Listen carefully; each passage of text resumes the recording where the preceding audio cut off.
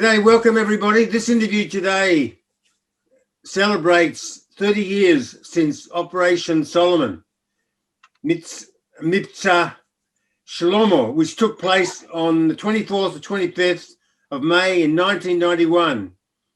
A covert Israeli military operation to airlift Ethiopian Jews, known as Beta Israel or the Falashas, to Israel. Now, I don't like to use the term Falasha, which is considered a derogatory name, Falasha referring to the community of Ethiopian Jews or to a member of this community, most of whom now live in Israel. The Amharic word Falasha, Ethiopian word Falasha, means outsider or exiled, and this name was given to the Ethiopian Jews by other Ethiopians. So it's not a nice word necessarily, and Ethiopians don't really like it.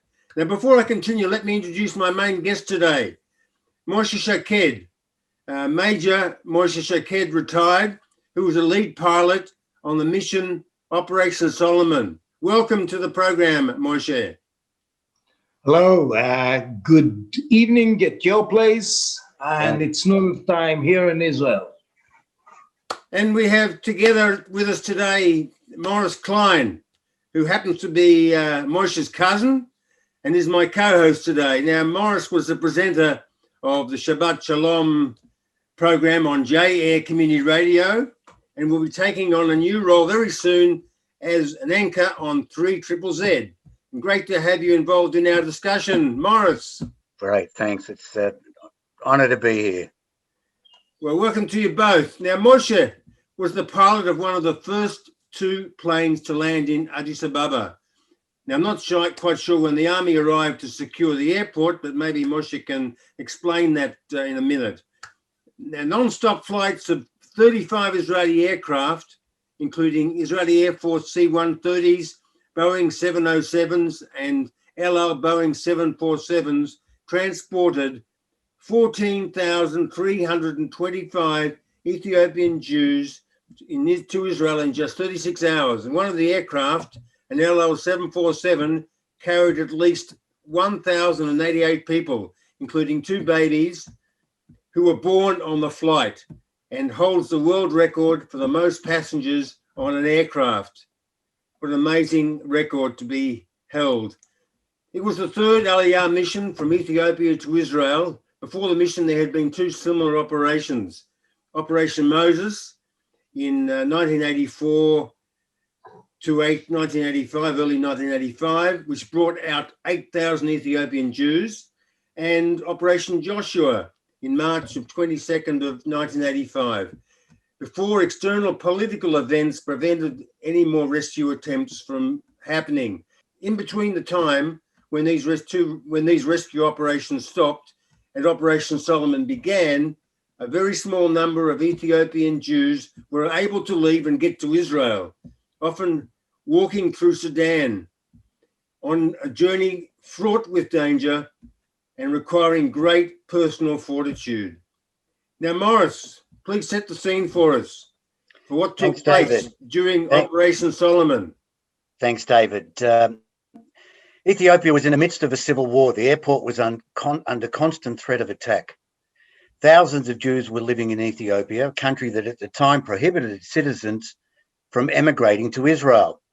At the beginning of 1991, the dictatorship of Mengistu Haile Mariam in Ethiopia was about to collapse due to the rebels' forces approaching the capital of Ethiopia, Addis Ababa. In May 1991, 30 years ago, several days before Addis Ababa was seized by the rebels, Mengistu escaped from Ethiopia and found shelter in Zimbabwe. An agreement was obtained between the officials from Mengistu's government and Israel, allowing the Ethiopian Beta Israel to emigrate to Israel in exchange for about $35 million US, a few shekels, and shelter in the United States for several of the officials of the government. Due to this extraordinary agreement, Operation Solomon took place, during which about 14,400 Beta Israel were brought to Israel within 34 hours on May 24th, 25th, 1991, as I said, 30 years ago, in 35 aeroplanes from the Israeli Air Force and Israel's national airline, El Al. Okay, we've set the scene, guys. Now, Moshe, 30 years since your great mission, Operation Solomon. Please describe for us the lead up to the mission and the preparations that were made for it. Well, I'll divide it. First, myself and a lot of my reserve Miluim members of our squadron, we were not in that loop of information. Actually, the operation was already set in the safes down in any squadron who took part in this operation. And well, the God suddenly opened the safes order, you know.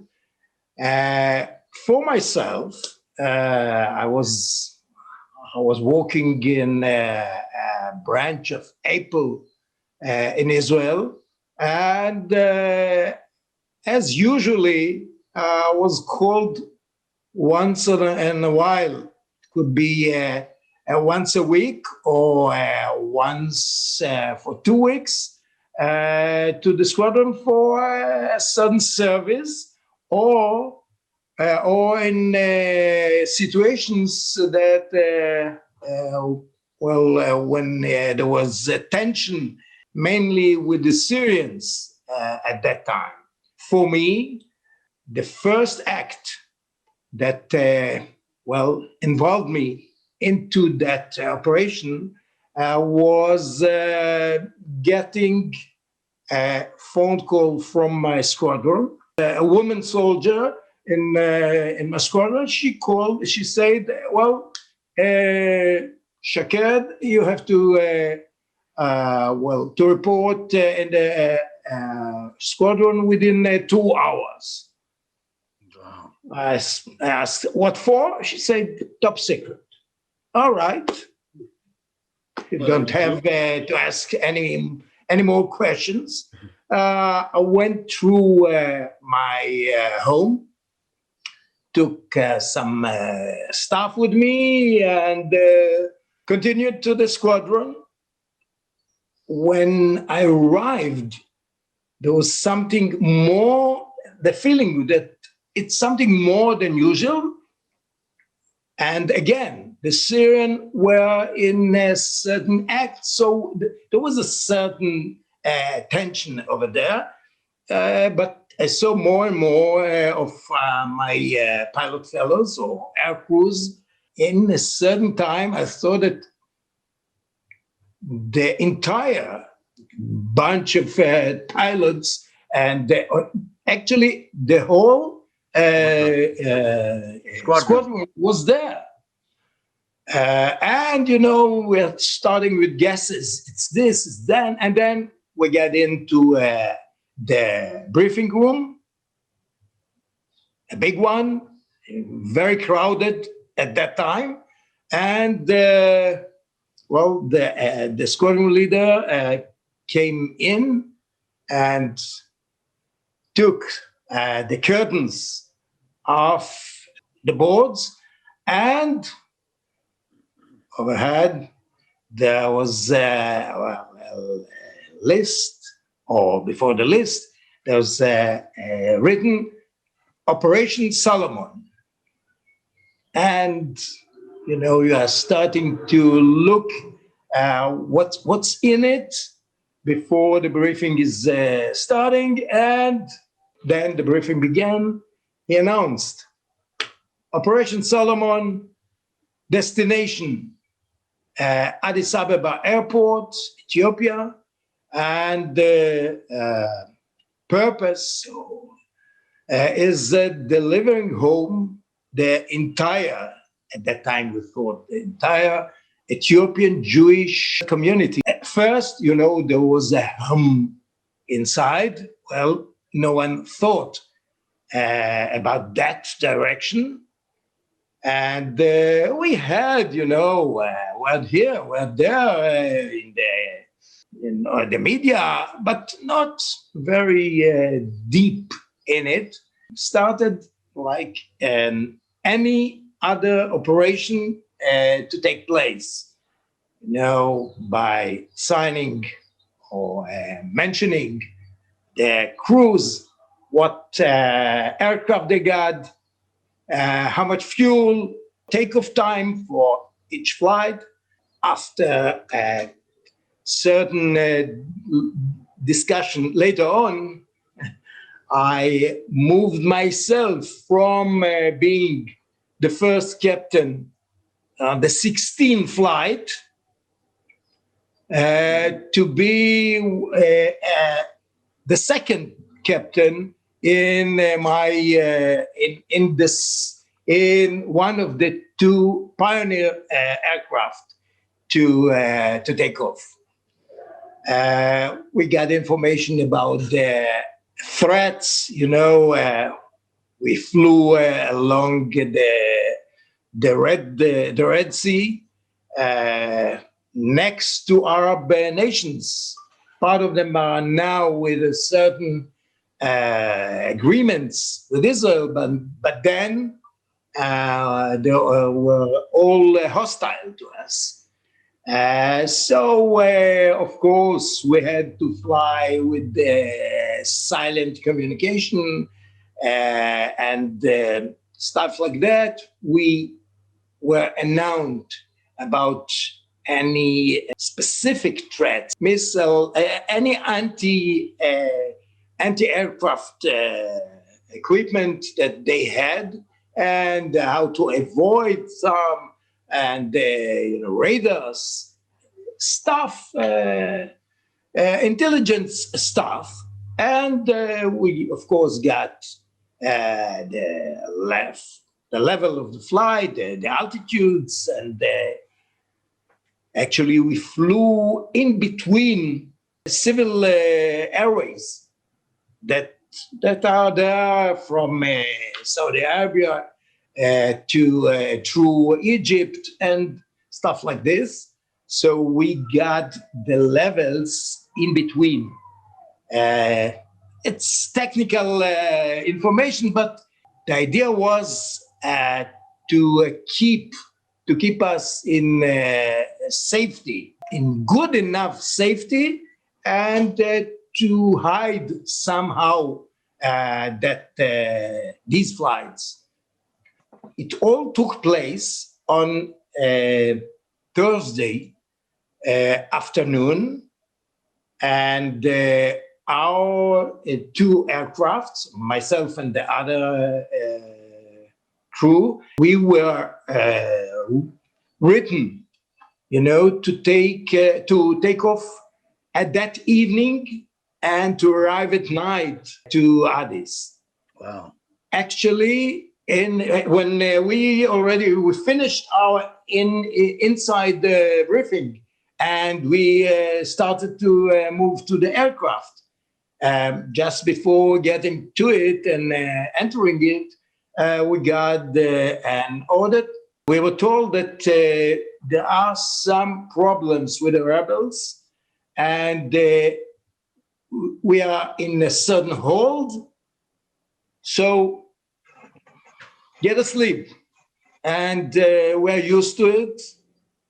The moment we get to the squadron, we all dived to a deep sleep, and we were waking up before dawn. Actually, we took off right after dawn. You flew on a Boeing 707. Now, yeah. I looked up the facts and figures on a Boeing 707. Normally, a Boeing 707 might take about 150, 180 passengers maybe, but I understood that you pulled out all the seating from these planes to maximize the capacity. So how many people were able to fit on the plane eventually, Moshe? You won't believe, but all the seats, of course, were removed. It gave us two advantages. First was weight. And the second one, the more important one, was to give a place, not seats, to as much as possible. And actually, as you said, we were the 707 was equipped to carry 180 passengers. Actually, we took an average than more than 400 of them. One or more of our 707s took later on when the operation was already in move, even 500.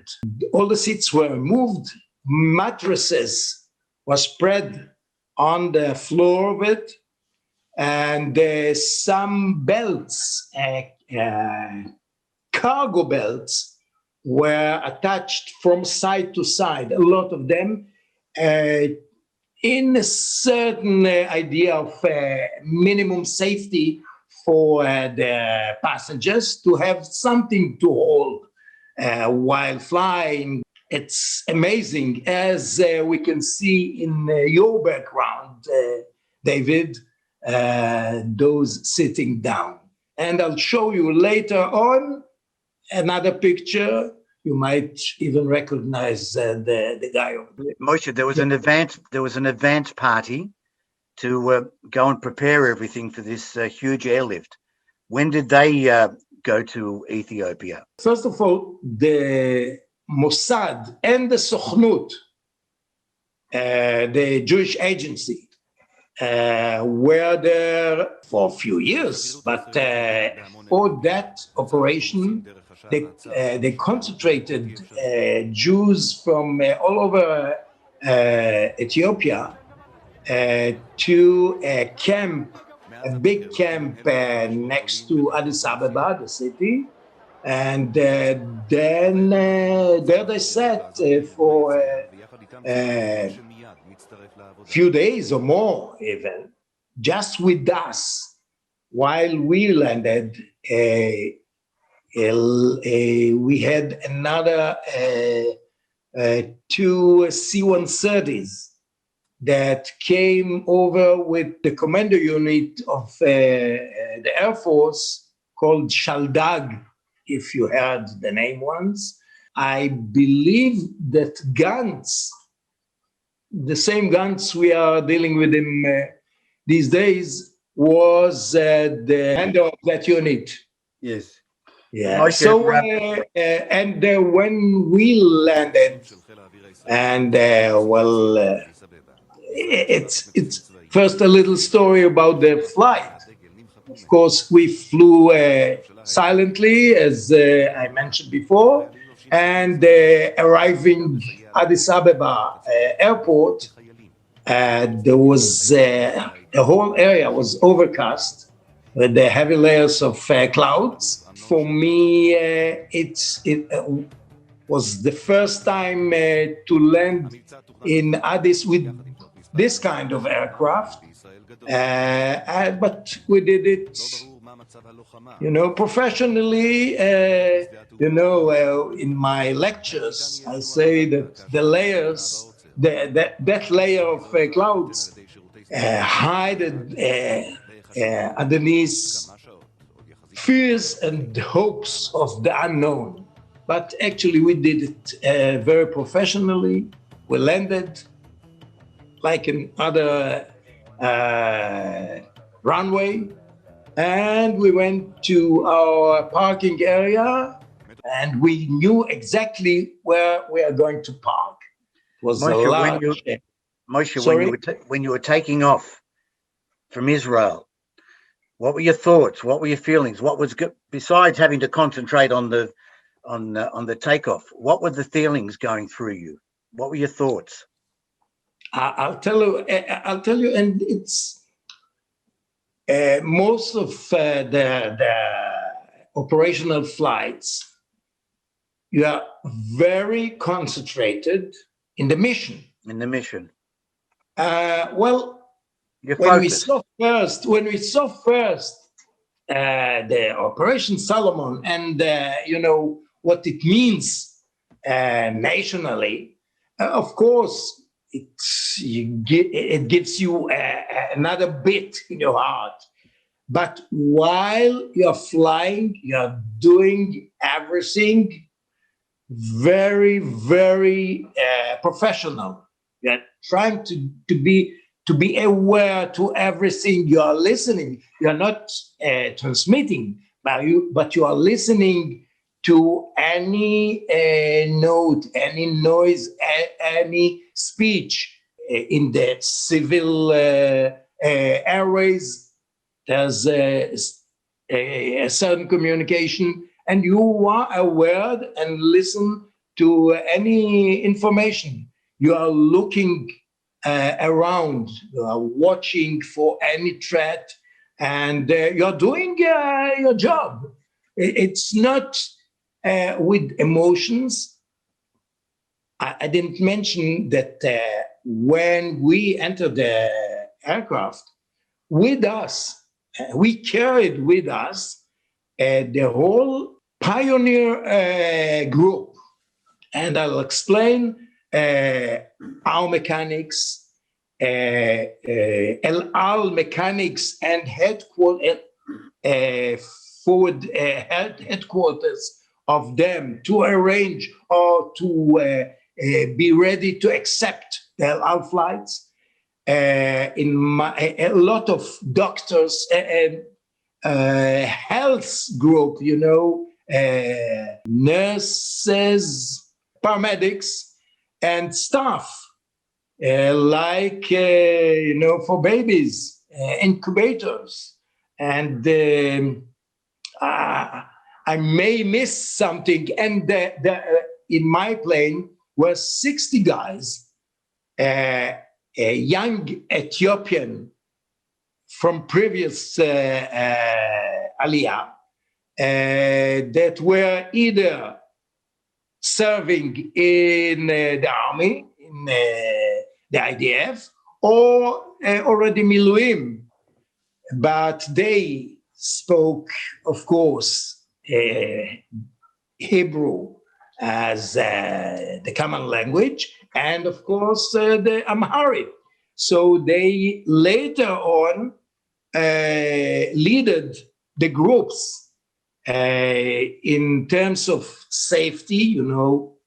In a certain time there were a lot of aircraft in a very crowded parking area. It was large enough, but very, very crowded. And there were jet engines, there were propellers of the C-130s, and to lead in between, one of the fears that those who planned the whole plan had was for just accidents. I took all these dear people with me down or southbound to Ethiopia. Tell us, when you were on the ground, Moshe, sitting there in the plane, who were you communicating with? Was there security operating on the ground? Was there command control in Israel? Who was telling you what to do? How did you know what to do next?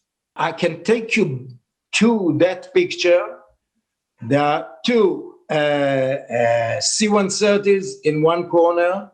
There are the two of us, the two 707s, and surrounding us are the Israeli commando, the Air Force commando, and some Ethiopian soldiers as well. And the commander was Amnon Lipkin Shachat, that he was then the deputy of the Ramatkal, the head of the Israeli Defense Forces. Later on, he became himself the commander, and his deputy was General, he was general, of course, General Nachumi, he was the deputy normally of the Israeli Air Force commander. And so it was a certain operation with the commander and soldiers, and we at that time were bored. We were bored. And there were flies and mosquitoes and the African heat, and and what's going on, we should have take off a lot earlier, but everything is stuck for about 4 hours. Okay, so you were sitting there, no doubt you were probably feeling a little bit nervous in your situation, sitting on the. You knew there were rebels were in the vicinity. If the agreements that had been made were to fall through, who knows what was going to happen?